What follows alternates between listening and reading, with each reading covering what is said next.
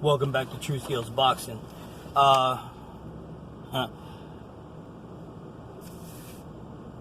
just wanted to get into this briefly, just a couple minutes, in regards to the former heavyweight champion, Anthony Joshua.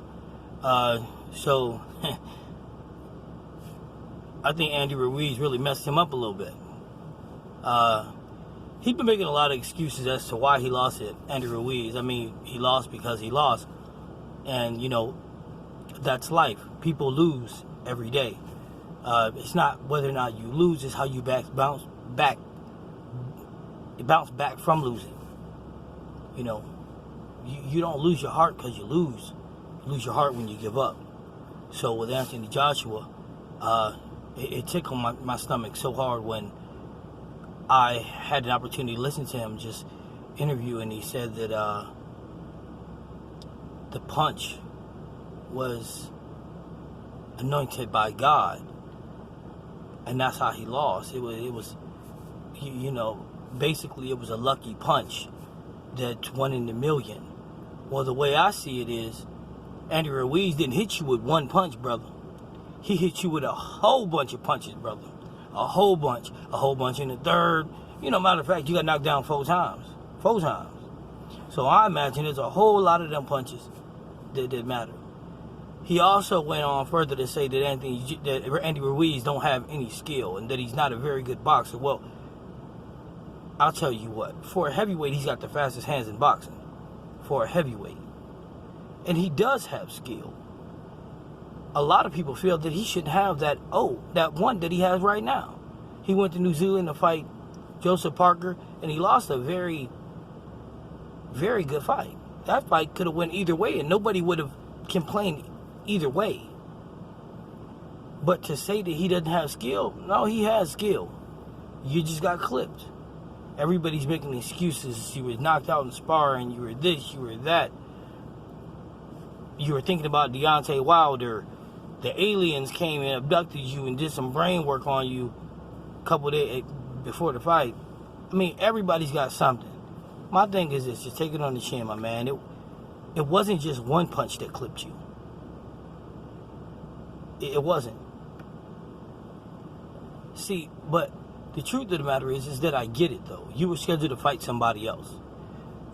Somebody stepped in short notice. You didn't do a great job preparing for Andy Ruiz. I get that. Right now, you have a chance to go to the drawing board.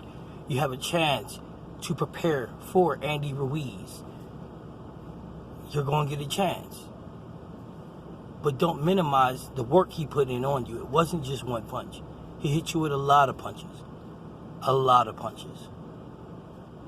I watched you get knocked down by Vladimir Klitschko. I watched you get up. But Klitschko was a different monster than Ruiz. Klitschko was slow and methodical. Andy Ruiz isn't. When he had you hurt, he never let up. He never stopped pressuring. You kept backing up. If you want to fight him, go forward. You'll do just fine. Do I think you'll beat him in the rematch? The answer to that is probably no.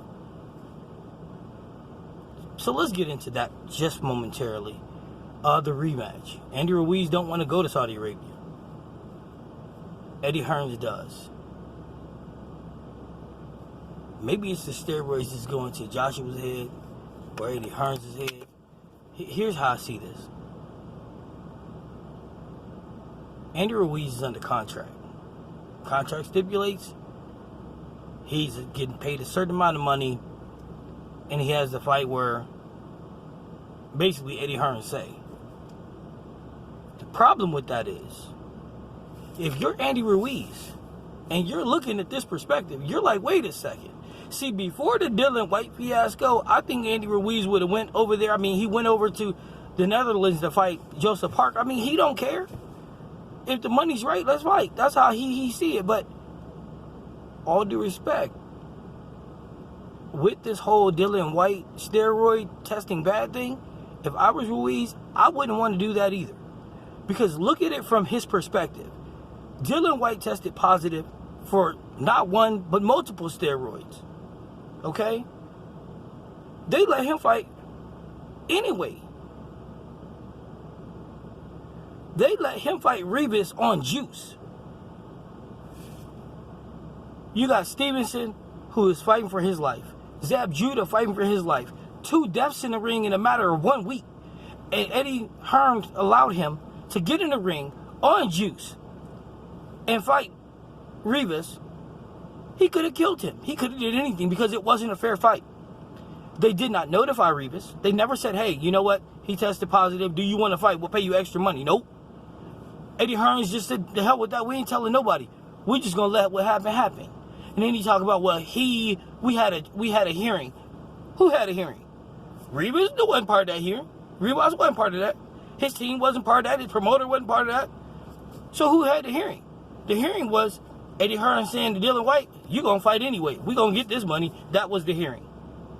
So now, it's been 3 weeks later. His B sample has not been tested. Eddie Hearn's paid off UKADA. Everybody know UKADA a joke anyway. I mean, absolute joke. That's why they want the fight to be anywhere other than the United States. Because for the first time, when Joshua fought New York, he was under VADA testing. See, so Joshua couldn't take his little power pellets that he'd been using to get that Bowflex body. We on to you now, buddy. So now Eddie Hearns is like, okay, well, that shook his confidence up. Because he wasn't getting his Ivan Drago on. Rocky reference. So now that he ain't got that Ivan Drago spinach power, he's like, we're going back over there. You can take as much as you want. Psychologically, he'll know he on that juice, and they think he'll do better. And if you're Andy Ruiz, you're like, well, wait, hold on a second. You just let Dillian Whyte fight somebody on juice. You pay UKADA enough money that they won't even test the B sample. And you want me to go overseas and fight Joshua on juice. But you don't want to pay me no more money in case I get hurt or whatever. So my solution to that is simple, and it's simply this. And if Ruiz get hold of this, I would tell you to use it. The contract states you have to fight where they say.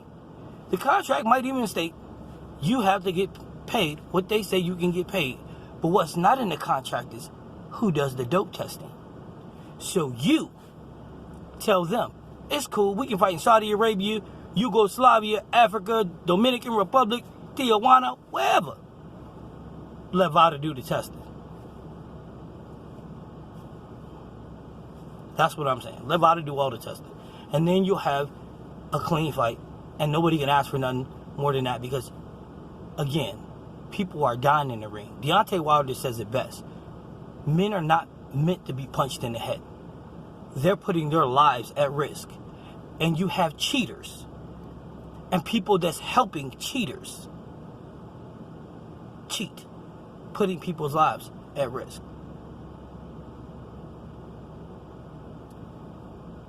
True Skills Boxing, out.